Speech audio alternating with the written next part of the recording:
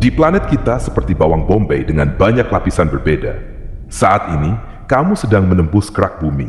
Ini seperti cangkang telur rebus, tipis dan keras, dan juga kurang dari 1% ukuran bumi. Di kedalaman 0,6 meter, kamu bertemu dengan hewan penggali. Tikus mondok dapat membuat terowongan lebih dari 18 meter per hari. Hampir 3 meter ke bawah, kamu akan terkejut. Apa itu? Cacing tanah panjangnya 90 cm. Kamu bergerak melewati 7 meter di bawah tanah, jadi kamu tidak akan melihat akar tanaman hutan tropis lagi. Kamu terbawa suasana, dan di kedalaman 12 meter, kamu hampir menabrak buaya Nil. Reptil ini menggali liang terdalam di antara semua hewan. Kamu melihat pertanian perkotaan bawah tanah. 33 meter di bawah permukaan, mereka menanam sayuran dan tanaman herba di sana. Di kedalaman 122 meter, kamu masih menemukan akar pohon. Tapi itu akar terdalam yang diketahui. Akar itu milik pohon ara liar yang tumbuh di Afrika Selatan. Hampir 155 meter di bawah tanah, kamu akan menemukan kamar hotel. Itu salah. Silvermine Hotel adalah hotel terdalam di dunia yang dibangun di bekas tambang perak. Di kedalaman 286 meter, kamu melihat terowongan jalan raya. Itulah terowongan Icon di Norwegia yang melintas di bawah laut. Saat berada hampir 396 meter di bawah permukaan, kamu mencapai dasar sumur air. Sumur Budingding di Inggris adalah sumur tradisional terdalam di dunia. Itu dibangun untuk menyediakan air bagi rumah sosial. Di kedalaman 1.600 meter, tekanannya mencapai 330 atmosfer. Itu seperti 4 gajah bertumpuk di kepalamu atau 2 panda yang menyeimbangkan diri di ibu jarimu. Kamu melihat cacing kecil hidup di tambang emas saat kamu berada lebih dari 1.220 meter di bawah tanah. Pada tahun 2020, konser terdalam di dunia berlangsung di kedalaman 1.890 meter. The Safe Button Boys tampil di tambang Files Kristen di Kanada. Kamu bergerak lebih dalam dan melihat tambang emas Homestake, hampir 1.520 meter di bawah permukaan. Sebelum ditutup pada tahun 2012, lubang ini adalah tambang emas terdalam dan terbesar di Amerika Utara. Pada tahun 1965, ilmuwan berhasil mendeteksi dan menghitung partikel subatom kecil dari matahari. Itu terjadi di laboratorium yang ada di dalam tambang. Sedikit saja lebih dalam, suhunya menjadi sangat dingin. Itu ibun abadi, lapisan tanah beku permanen yang tebal dan tidak menghangat, bahkan di musim panas. Ini sebagian besar terjadi di daerah kutub. Yang paling tebal ada di Siberia Utara, sekitar 1980 meter di bawah permukaan. Kamu masih bertemu dengan beberapa makhluk hidup. Itu adalah springtail, serangga kecil tanpa mata yang hidup di gua Krubera yang sangat dalam di negara Georgia. Di kedalaman hampir 2190 meter, kamu mencapai dasar gua Voronya di Georgia. Itulah gua terdalam di dunia yang telah diketahui. Jika pernah berada di tambang Kidd Creek di Kanada pada bulan Mei tahun 2005, kamu pasti pernah mendengar siaran radio yang paling dalam. Itu terjadi di kedalaman hampir 1.502 meter, lebih dalam daripada gua Voronya.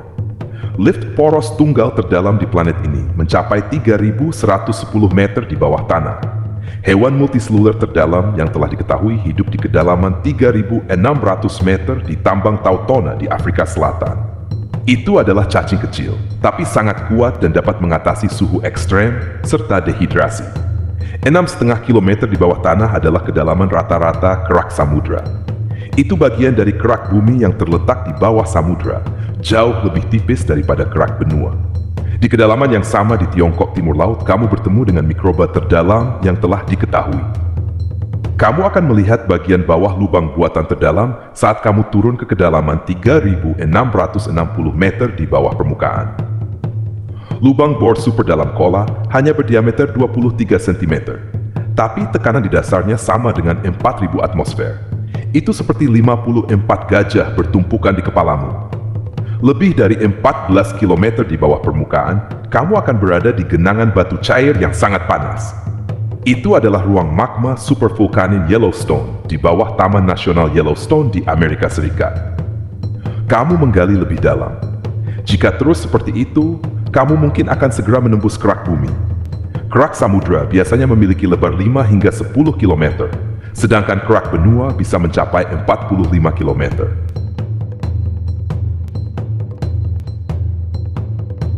Di beberapa tempat, kerak samudra lebih tipis.